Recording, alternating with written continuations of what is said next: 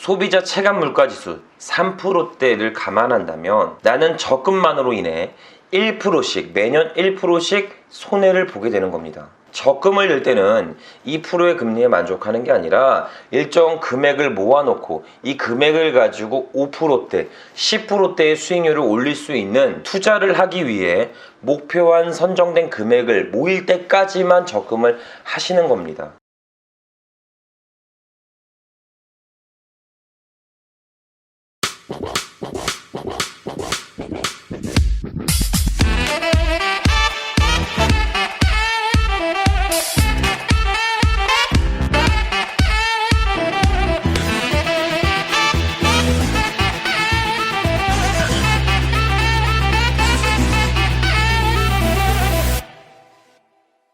자, 반갑습니다. 대장 김상준입니다. 우리는 어릴 때부터 이런 이야기들을 듣고 살았습니다. 열심히 저축해서 대출 없이 내 집을 마련해라. 공부 지금 열심히 안 하면 늙어서 고생한다. 사업, 투자 이런 거 하지 말고 열심히 공부만 하면 된다. 저축만 열심히 하고 성실하게 살면 누구나 다 부자가 될 수 있다. 공부만 해라. 다른 건 하지 말아라.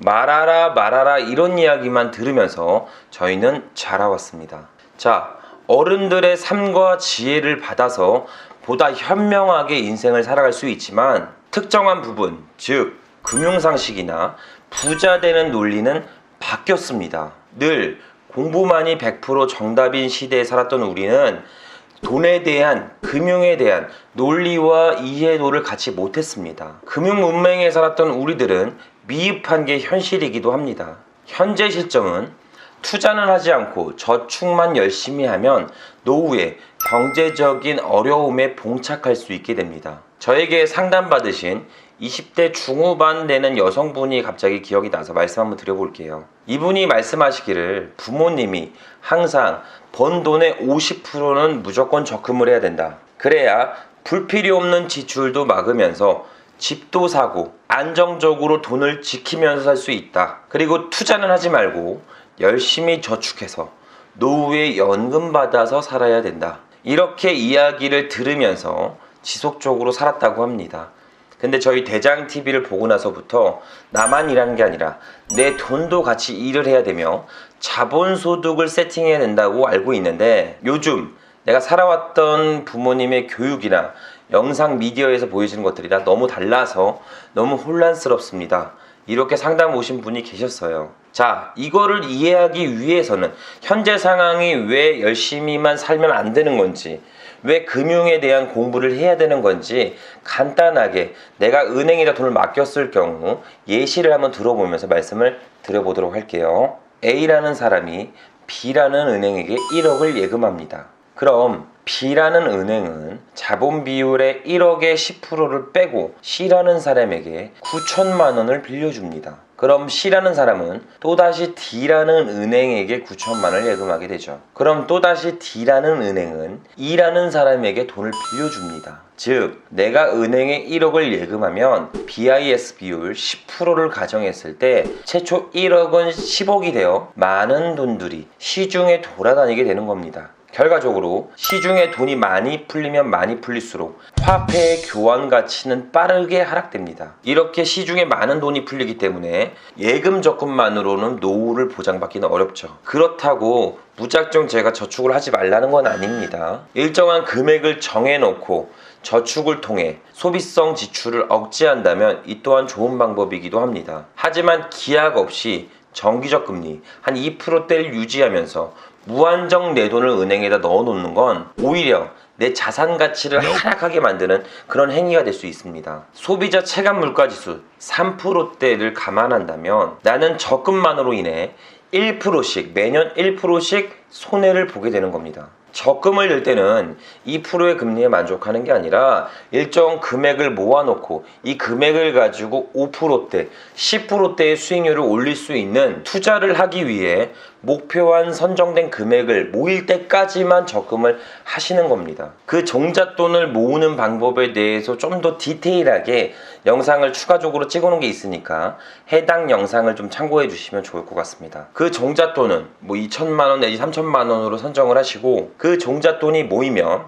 내가 은행에다 돈을 맡기는 게 아니라 은행 돈을 내가 가지고 투자 수익률 10% 이상대를 생각하시면서 공부하고 진행하시면 됩니다. 화폐가 무한정 풀리는 이 시점에 예적금은 가장 위험한 자산입니다. 현재 2천만 원이 있고 이 2천만 원을 예적금에만 의존하고 있다면 그 돈은 지금은 진짜 돈이지만 향후 2년 뒤, 5년 뒤, 10년 뒤에는 가짜 돈이 됩니다. 즉 요행을 바라지 않고 적금하며 성실하게 살았는데 막상 노후에 치솟는 물가 상승률 때문에 뒤늦은 후회를 하면서 경제적 어려움에 봉착할 수 있다는 이야기입니다. 연금, 예금, 적금, 보험 등의 이런 곳에다가 내 돈을 일하지 못하게 묶어만 둔다면 결국 이 돈은 집에서 쉬고 있는 거고 내가 나가서 계속 노동을 하면서 돈을 벌어야 된다는 그런 어려움에 만날 수 있다는 이야기입니다. 연금과 예금 적금에만 의존하고 있다면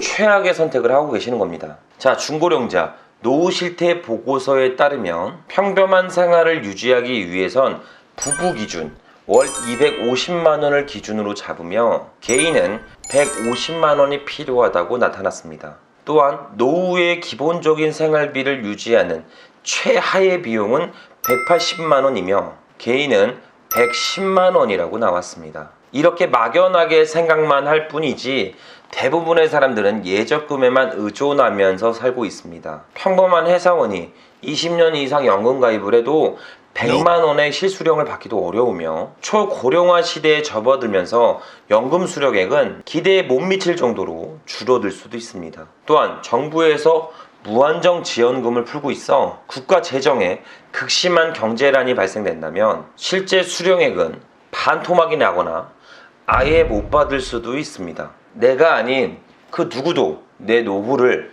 100% 보장할 수는 없습니다. 그래도 모르겠어. 적금이 최고야. 그냥 안정적으로 연금 받으면서 노후를 만들 거야. 이렇게 생각하시는 것은 어떻게 보면 오늘만 사는 편안함을 추구해서 만드는 생각입니다. 될 대로 되겠지. 이런 불확실성과 하락에 베팅하지 마시길 바랍니다. 나만이라고 내 돈은 은행에서 쉬고 있으면 안 돼요. 내 돈도 취직시켜 주셔야 됩니다. 각종 기업에다가 주식을 사서 내 돈도 일할 수 있게 해준던가, 아니면 내 돈을 부동산 쪽에 취직시켜서 부동산을 통해 지가 상승과 임대료를 받을 수 있게 세팅을 하신다거나, 아니면 각종 사람들에게 편의성을 줄 수 있는 비즈니스를 구성해서 내 돈도 같이 일하게끔 만들어 주셔야 됩니다. 근로소득만 의존하는 것이 아니라 내 돈도 같이 일할 수 있게끔 자본소득을 세팅해야 된다는 이야기입니다. 어제와 다르지 않는 행동을 하면서 내일은 더 나은 결과를 기다리는 것은 어리석한 행동입니다. 당장 실천하면서 조금씩 발전하며 어제보다 나은 내일을 만드셨으면 좋겠습니다. 자, 오늘 영상 여기까지 말씀을 드리며 긴 영상 시청해주셔서 감사드리며 항상 건강하고 행복하셨으면 좋겠습니다. 감사합니다.